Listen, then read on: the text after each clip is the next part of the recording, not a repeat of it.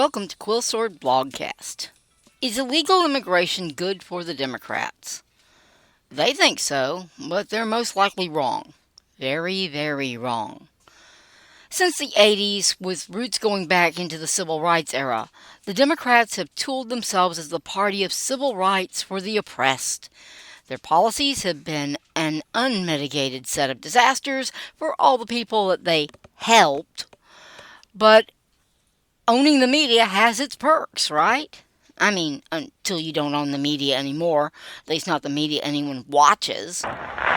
The Democrats literally do not know how to run on anything else.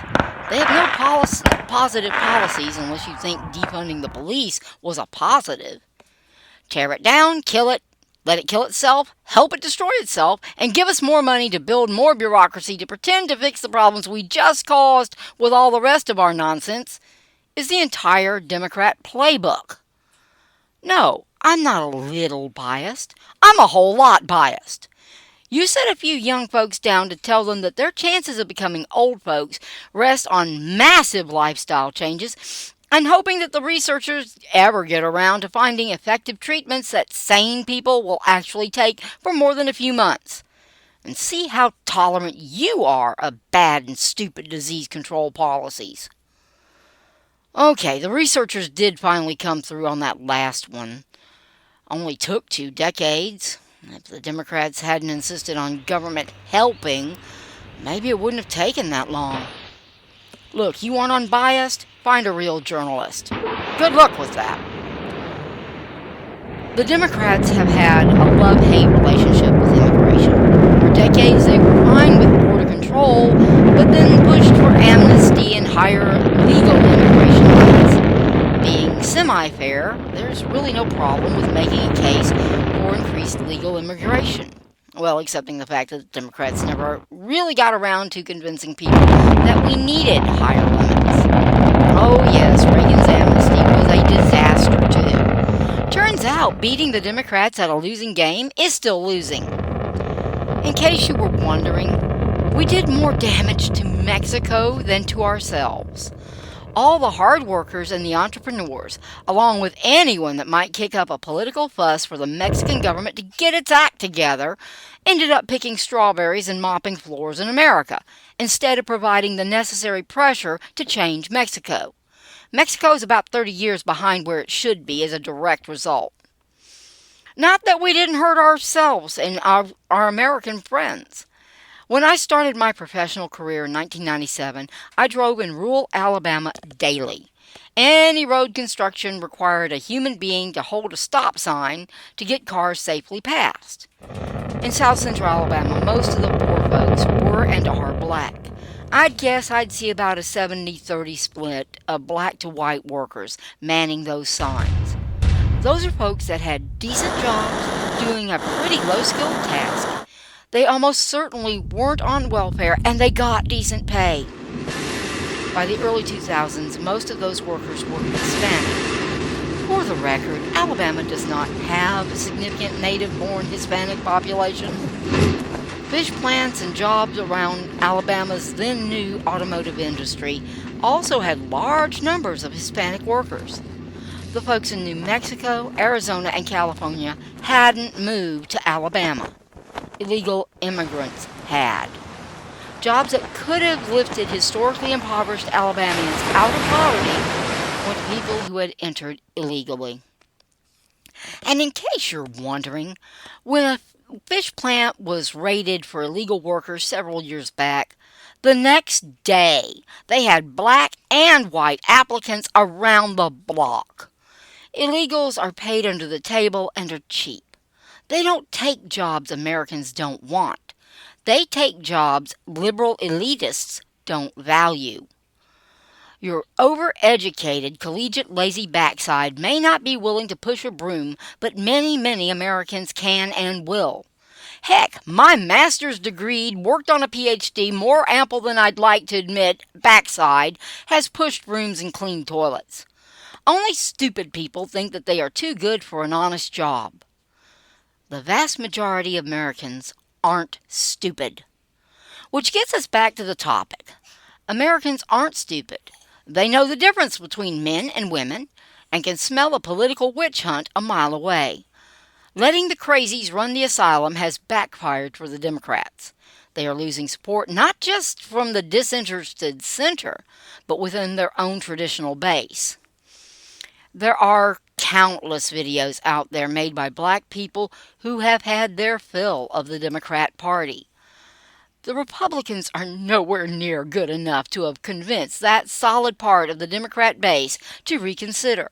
No, the Democrats did that all by themselves, and they're clueless how to fix it. They aren't performing well with American Hispanics either. Not even the first generation ones. Legal immigrants aren't much happier with the Democrats. Turns out law-abiding folks don't care what color the folks who won't abide by our laws are. The law-abiding folks expect them to respect U.S. law or go home. The fact that they themselves are losing out to illegal immigrants in the job market does not improve things. Now, common sense would tell you that the Democrats need to backpedal and come up with a better plan. Major parties die when their bases collapse. The Democrats only just survived the 90s as they lost their historic blue-collar base. Then they replaced that base with their big tent. Gay rights, DACA, Hispanic, and black voters filled out the rank and file. The Democrats created a new base of people that had almost nothing in common with each other and often competing interests.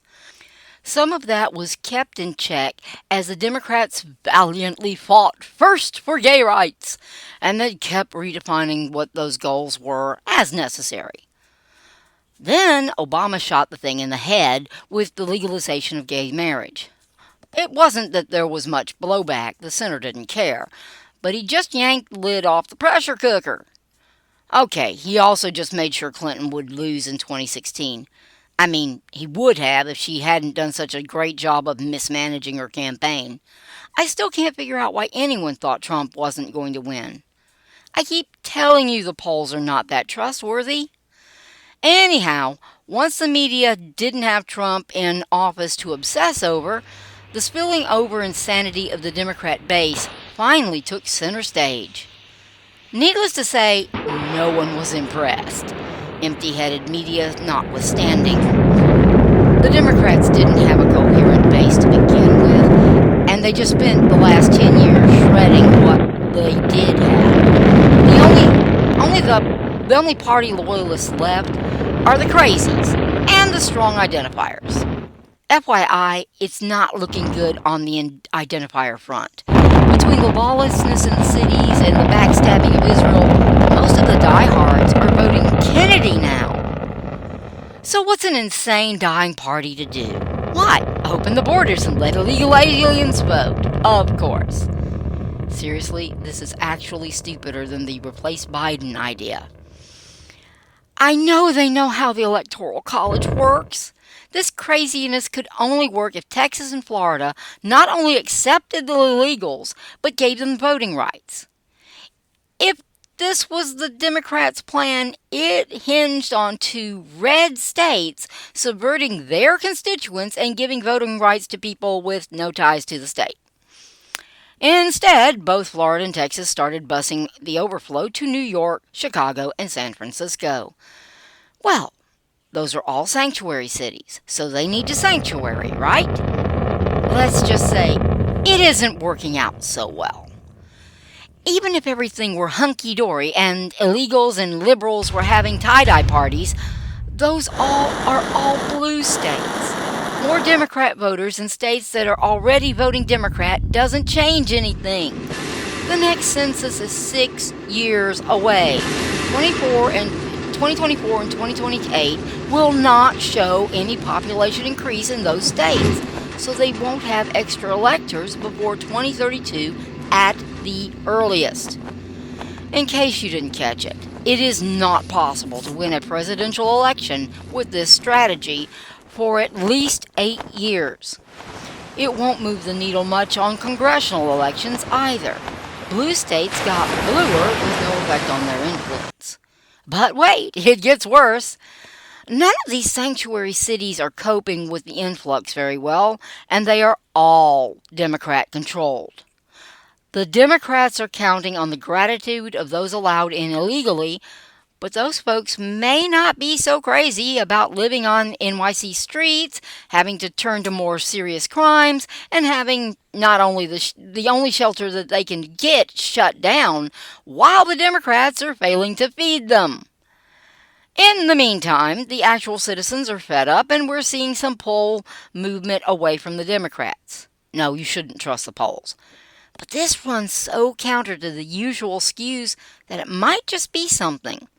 It'll scare the daylights out of the Democrats anyway. Actually, it already has.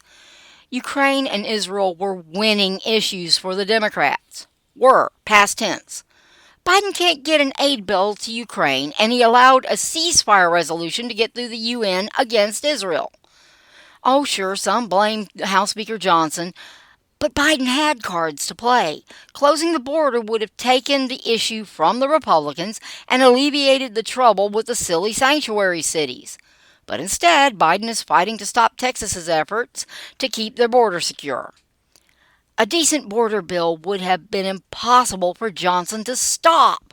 It would have been a major win for Biden and strengthened his polling numbers. But the only loyalist base the Democrats have left are the crazies. Crazies that want completely open borders and to let Hamas destroy Israel.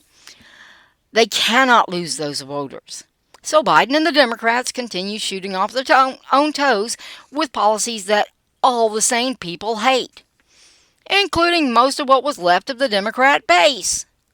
So no, illegal immigration does not help the Democrats. If anything, it's probably speeding up their already breakneck race to destruction. Couldn't happen to a nicer party. Can't happen soon enough either.